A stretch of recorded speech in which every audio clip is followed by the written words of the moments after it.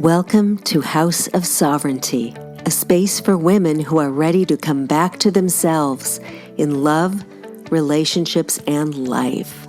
I'm Marla Martinson, matchmaker, coach, and intuitive. And in each episode, I'll be sharing stories, insights, and a little bit of magic so you can start seeing things more clearly, trusting yourself more deeply, and experiencing love in a different way. Hello, and welcome to another episode of House of Sovereignty. I am so glad you're here. I hope you've had an amazing 4th of July weekend. Happy birthday, America, 250 years. And this podcast is really about being sovereign and what does that mean?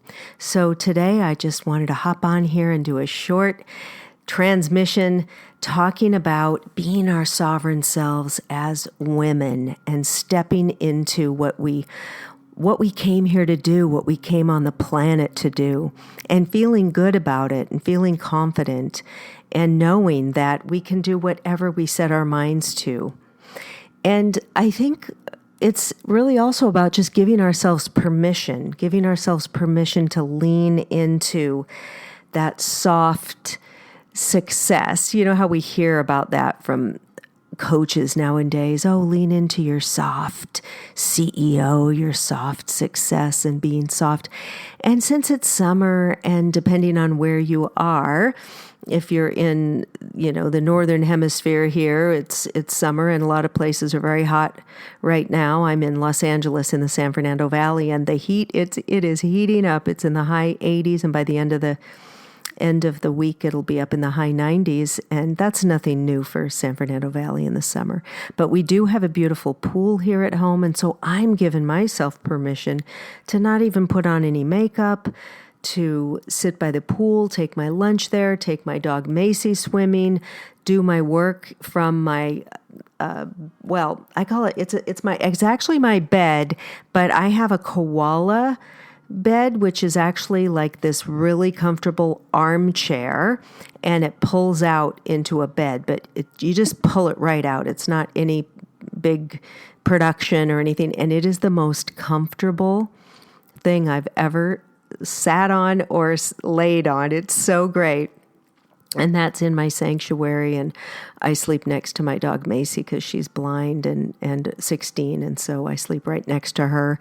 And it's fine because my husband snores and I get up a lot, and Macy gets up, so he sleeps in the master bedroom for now, and I sleep with Macy because she does sometimes get up in the middle of the night. So it's that, I'm digressing here, but just to paint the picture, and I've got my Christmas tree right in front of me, which I wrote a piece for Substack talking about why I keep my Christmas tree up 365, and it's a very it's about my height, and it's very narrow. It's small, it's thin, and it's so magical. And I just take a look at it; it's all lit up with all my special little ornaments, and it's about that softness of stepping into your magic, slowing it down. And so often we're running around with our heads cut off like a chicken. Is that how they say it? Like a chicken with our heads cut off? You know how they'll run. Isn't that an awful, where do we get that saying? When somebody cut the head off a chicken, I guess they start running around. Isn't that an awful visual?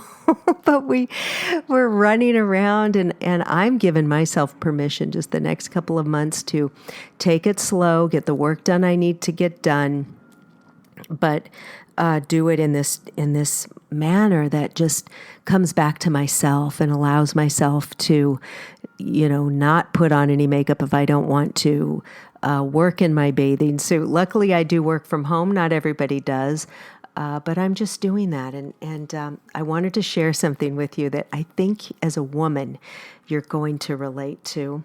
So I started something, and I haven't talked about it publicly yet, but I'm going to do it now. So about April, maybe about the 20th of April, around there, I started this new venture. I'm trying something new. Of course, if you know me, I'm a matchmaker for 25 years. I'm a coach. I do mediumship and readings. But I thought, you know what? I heard about this TikTok shop and being an affiliate and being a UGC creator, which means user generated content. And that is like when you're scrolling on Instagram, Facebook, TikTok, you see regular people and they are talking about a product and then there's a link to buy instead of these polished commercials that, companies were paying thousands or millions of dollars for, right? So now they're using regular people, user-generated content. And I heard that people were making great money. And I thought, that sounds like a lot of fun. So I joined this agency. I'm in it for a year. And agency meaning I get training twice a week and a coach and learning it. There's things to learn about it. But, and you have to have a certain amount of followers and all of this stuff, but it's really not the amount of followers you have because my followers aren't going to buy this stuff, but it's pushed out. The algorithm will push it out to different people on their For You page. And it's this whole big thing. So I thought, let me give this a try. This looks really fun because I've bought a lot of things off of TikTok shop from these, just user creators, regular people who are doing this. And I had quite a few things that I purchased. Everything that's on Amazon is on TikTok shop. So I started, and I've been making videos on TikTok, but before, just talking about dating or different things or magical stuff, just posting there for fun. And never with a huge following. My bigger following's on Instagram, like 13,000 followers, which I love Instagram. But I thought, TikTok is it's a wild west over there. It's pretty crazy. So I started doing this, and you need to post like daily, and you've got to learn how to make them short and make the person want to stop scrolling. You want to get their attention within 3 seconds with a good hook and all these things. So I have some main things that I'm promoting there. One of them is a beef tallow balm for the face. Another one is essential oils by Oracasha. There's a mushroom blend by Bodyguard for my dog. There's a few things that I really love, and I've been posting. Oh, also my Dracula mug for just the spooky season or spooky people, right? So there's different things, and you've got to post and post and post, so I always listen, you guys, I'm 64 years old. I just turned 64. I'm not the kind of woman who's going to hide my age or lie about my age or try to pretend anything. I was always a very beautiful woman. All my life until, age caught up with me. And then what do, right? The wrinkles catch up. But I was a head turner. I'd walk in a room and heads would turn. And my mother was the same. And I did do modeling and acting and all of that in my younger years. I'm writing an essay for Substack, which I've been loving writing the essays on Substack. But and I'm going to share a little bit of it with you here. I haven't posted it yet, but about when that changed, when heads stopped turning, et cetera, et cetera. So as you know, they've got these filters on our cameras, on Instagram. If you're posting on TikTok, you go in and you're going to make a video and it offers you all these filters. And of course, as a, woman, that it's tough looking at yourself and seeing an older woman now with all these wrinkles. I would put on a light filter just to kind of smooth things out a little, right? Nothing radical. And then I was doing that with my TikTok videos, the affiliate ones. And then in one of the classes, because we do Mondays and Wednesdays for an hour, it's a Zoom with trainings, right, for this TikTok affiliate shop. And one of the coaches said, because somebody asked the question about filters, and she says, oh no, don't put, it's better not to use a filter because TikTok will think that especially if you're doing anything for skincare or anything like that, they might suppress it because they'll think this is kind of false advertising and all of that. And I was like, oh, well, that's unfortunate. Now I'm going to have to just go, what do you call it? Just commando. I don't know. Is that with no underwear? No, I don't know. But I'd have to just go au naturel, let's say. All right. So I do have professional lighting. You want to have good, clear, bright light. You don't want all these shadows. So I do have that, and that does help to an extent. But I turned off the filter, you guys. And so it was hard at first. And I was looking at the screen thinking, who is that old lady? It wasn't easy. It was a little bit emotional, but I think this is a good teaching. It was a good teaching moment for myself, and you might get something out of this. It's just becoming who we are, accepting who we are, and not trying to turn back that clock.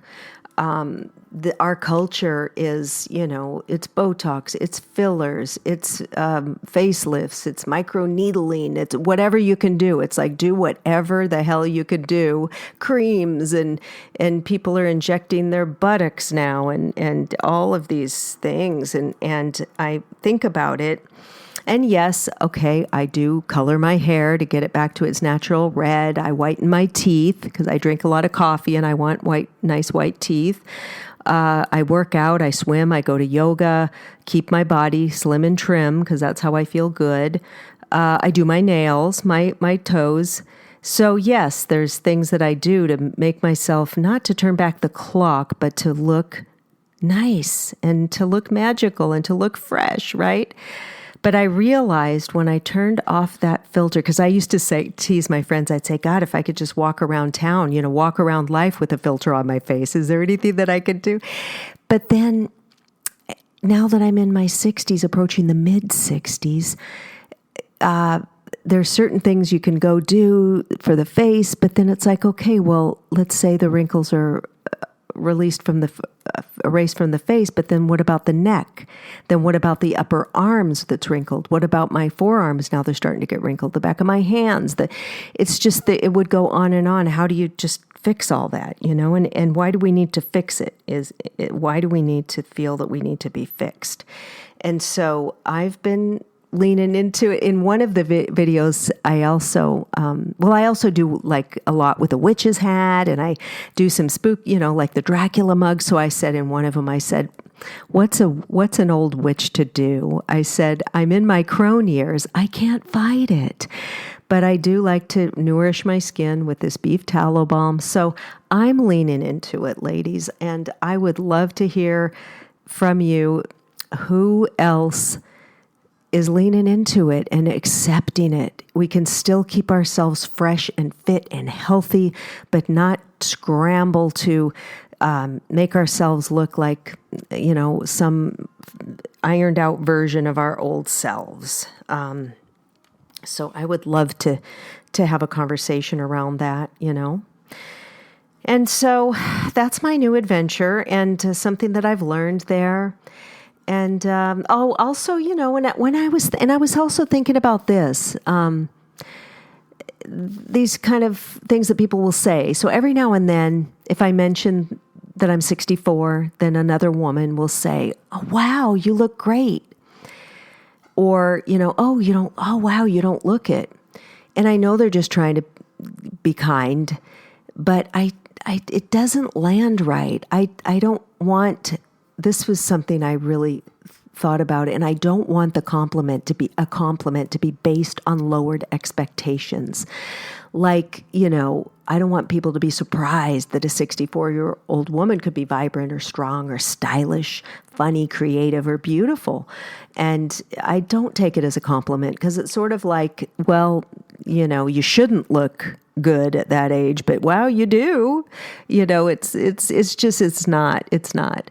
So, but I've felt like that for years, and I know people just try to be kind, but it really stings, So that is what I've learned, and I'm stepping into some new things. The matchmaking is taking a little back seat as things have slowed down after 25 years. The clients are not flooding in as they used to, the male clients. So we're my business partner Fredley and I are being very particular about who we're taking on now, and that goes into that soft season of, okay, what do we want to do? I'm no longer open and available to take on a male client who's 65 but won't date over 45, who wants 35 to 45. I've done that in the past for years and years, and it's frustrating. It's It's very hard. It's challenging. It doesn't make me feel good to try to. It's a challenge. I challenge anybody to take my job and see what you could do with that, because it's not only the age. They also want the woman to look like a model when they're paying these thousands of dollars. This is the kind of client I've had over the years, and so I am finally saying no. I'm saying no to that, and I'm saying yes to fully aligned clients who I can really help and love working with, which my clients are great. I can't say that they're not fun and wonderful people, but there's some guardrails they put up there. There's some what do you call it? They're particulars, that their list, their must-haves or non-negotiables that are pretty much looking for a unicorn. And so I'm no longer in the unicorn business. I'm no longer in the needle in a haystack business. I'm in the business of stepping into authenticity, love, truth, and accepting exactly where I am in life, and doing everything that I love. And so I'm just sharing this with you and I hope that this could inspire you. If there's some things that you're doing that you really that doesn't align with you anymore, or feeling, gosh, I have to keep up, I have to look a certain way or be a certain way or do it a certain way, I just want to share with you that House of Sovereignty, you're in the right place. I'm glad you found me. And I want to build something here where women can just be their authentic, amazing, magical selves. And so with that, I bid you farewell until the next episode, and I'm sending you much love. Thank you so much for spending this time with me. If this resonated, I'd really appreciate it if you left a review on iTunes and hit subscribe. And if you'd like to go a little deeper, you can explore my private audio experiences and one-to-one sessions inside House of Sovereignty at marlamartinson.com. Everything is linked below in the show notes. I'd love to connect with you.